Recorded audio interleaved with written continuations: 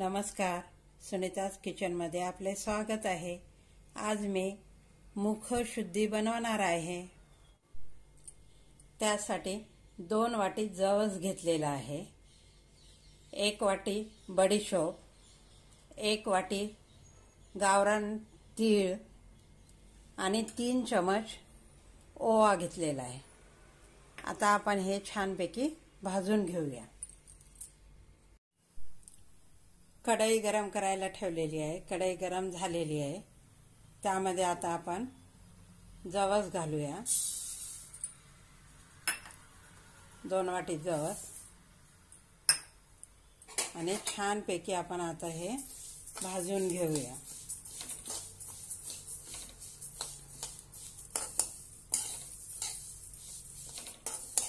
अशा प्रकारे आपण ही मुखशुद्धी बनवली ना, पचनासाठी खूप छान असते।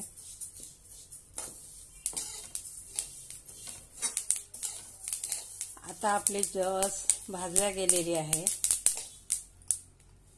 असा आवाज यायला लागला ना तर समजायचं की आपले जवस भाजलेला आहे। हे बघा अशा पद्धतीने। आणि आता आपण हे काढून घेऊया।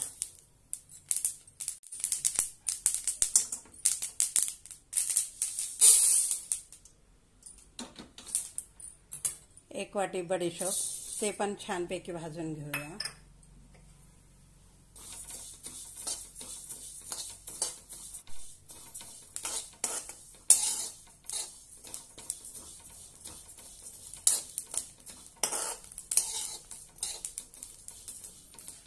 छानपैकी आपली बडीशोप भाजल्या गेलेली आहे।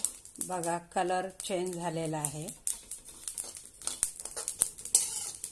आणि बडीशोपचा वास पण छान येतोय। आता आपण हे काढून घेऊया।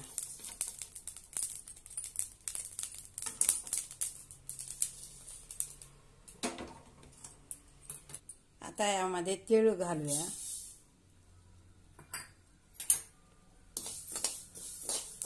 यामध्ये सारखी अशी पळी फिरवावं लागतं, नाहीतर हे जळून जातात।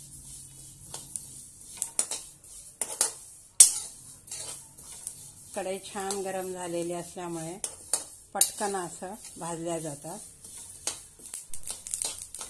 छानपैकी तीळ पण तडतडायला लागली आहे आणि ही भाजल्या गेलेली आहे। आता आपण काढून घेऊया।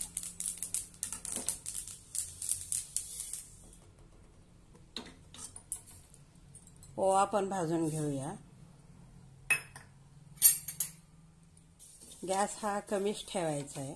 कढई आपली छानपैकी गरम झालेली असल्यामुळे पटकन असा हा ओवा भाजला जातो। आता आपण गॅस बंद करून घेऊया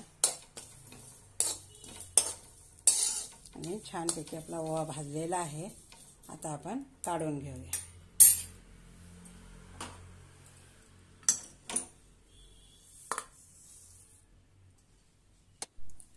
अशा पद्धतीने आपले सर्व साहित्य भाजून तयार झालेले आहे।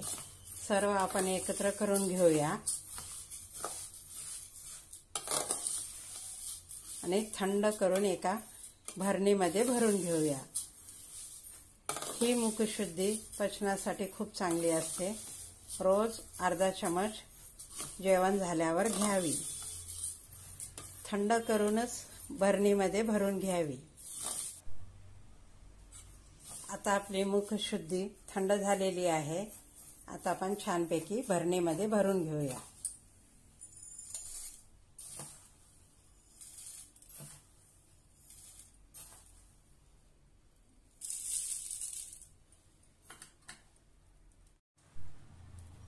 मस्त अशी आपली मुखशुद्धी तयार झालेली आहे।